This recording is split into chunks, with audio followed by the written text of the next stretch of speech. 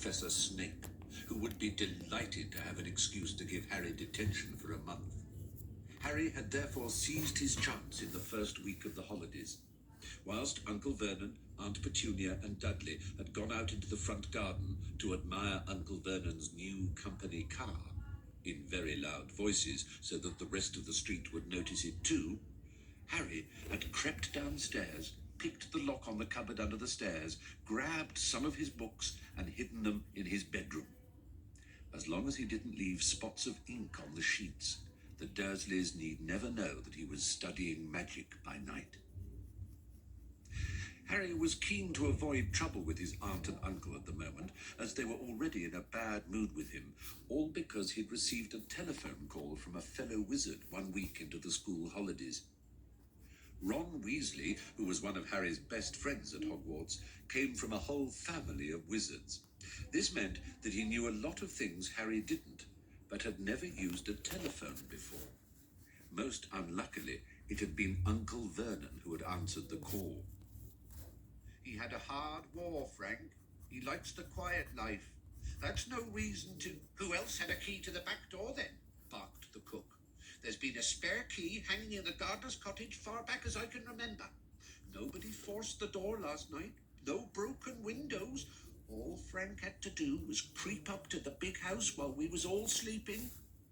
The villagers exchanged dark looks. "I always thought he had a nasty look about him, right enough," grunted a man at the bar. "War turned him funny, if you ask me," said the landlord. "Told you I wouldn't like to get on the wrong side of Frank, didn't I, Dot?" said an excited woman in the corner. "Horrible temper," said Dot, nodding fervently. "I remember when he was a kid." By the following morning, hardly anyone in Little Hangleton doubted that Frank Bryce had killed the Riddles. But over in the neighbouring town of Great Hangleton, in the dark and dingy police station, Frank was stubbornly repeating again and again that he was innocent, and that the only person he had seen near the house on the day of the Riddles' deaths had been a teenage boy, a stranger, dark-haired and pale. Nobody else in the village had seen any such boy, and the police were quite sure that Frank had invented him. Then, just when things were looking very serious for Frank, the report on the Riddles' bodies came back and changed everything. The police had never read an odder report. A team of doctors had examined the bodies and had concluded that none of the Riddles had been poisoned, stabbed, shot, strangled, suffocated, or, as far as they could tell, harmed at all. In fact, the report continued, in a tone of unmistakable bewilderment, the Riddles all appeared to be in perfect health, apart from the fact that they were all dead. The doctors did note, as though determined to find something wrong with the bodies, that each of the Riddles had a look of terror upon his or her face. But, as the frustrated police said, whoever heard of 3 people being frightened to death? As there was no proof that the Riddles had been murdered at all, the police were forced to let Frank go. The Riddles were buried in the Little Hangleton churchyard, and their graves remained objects of curiosity for a while. To everyone's surprise, and amidst a cloud of suspicion, Frank Bryce returned to his cottage in the grounds of the Riddle house. "As far as I'm concerned, he killed them, and I don't care what the police say," said Dot in the Hanged Man. "And if he had any decency, he'd leave here, knowing as how we knows he did it." But Frank did not leave. He stayed to tend the garden for the next family who lived in the Riddle house, and then the next, for neither family stayed long. Perhaps it was partly because of Frank that each new owner said there was a nasty feeling about the place, which, in the absence of inhabitants, started to fall into disrepair. The wealthy man who owned the Riddle house these days neither lived there nor put it to any use. They said in the village that he kept it for tax reasons, though nobody was very clear what these might be.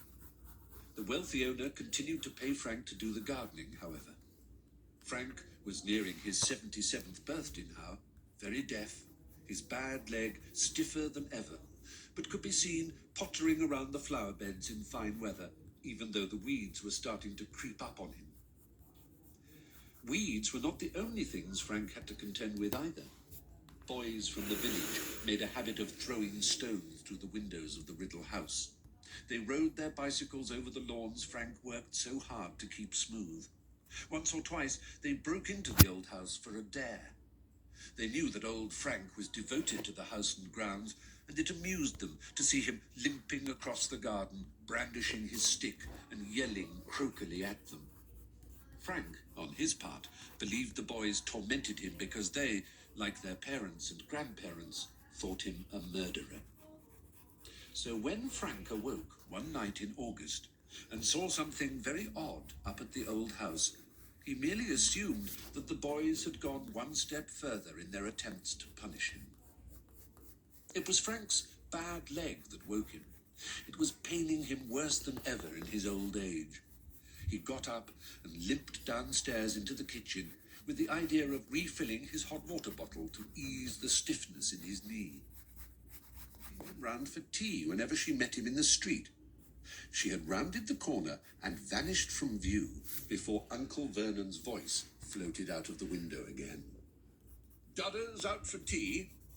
"At the Polkis's," said Aunt Petunia fondly. "He's got so many little friends. He's so popular."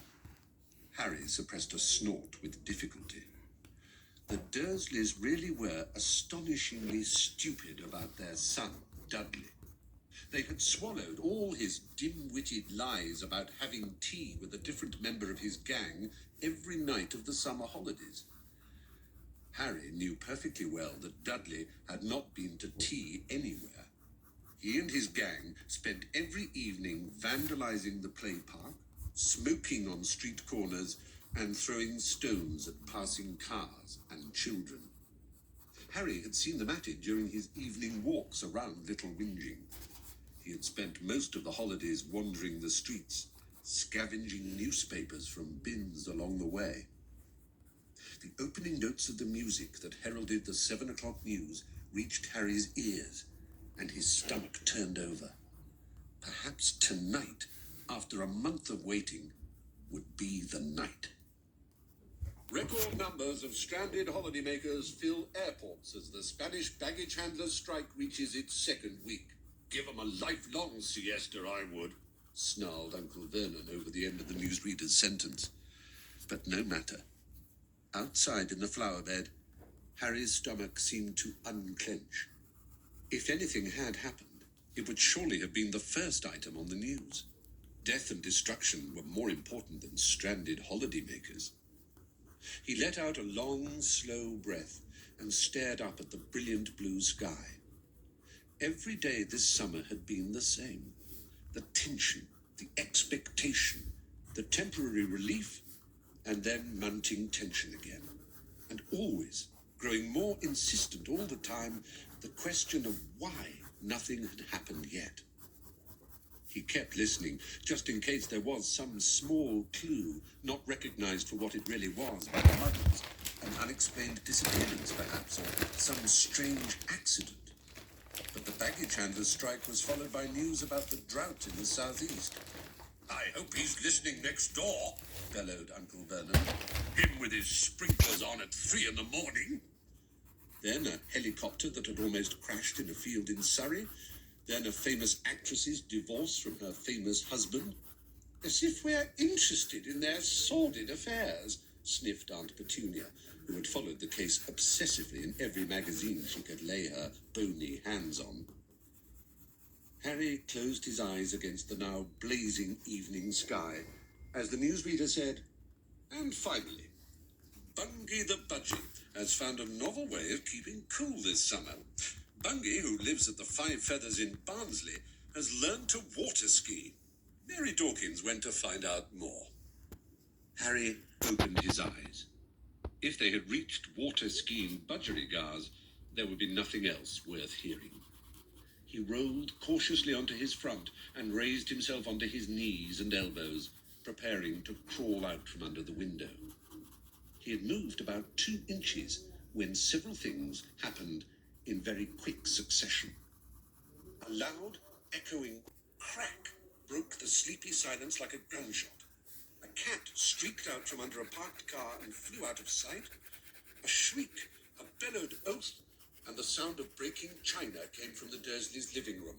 And as though this was the signal Harry had been waiting for, he jumped to his feet, at the same time pulling from the waistband of his jeans a thin wooden wand as if he were unsheathing a sword. But before he could draw himself up to full height, the top of his head collided with the Dursleys' open window. The resultant crash made Aunt Petunia scream even louder. Harry felt as though his head had been split in two. Eyes streaming, he swayed, trying to focus on the street to spot the source of the noise. But he had barely staggered upright when two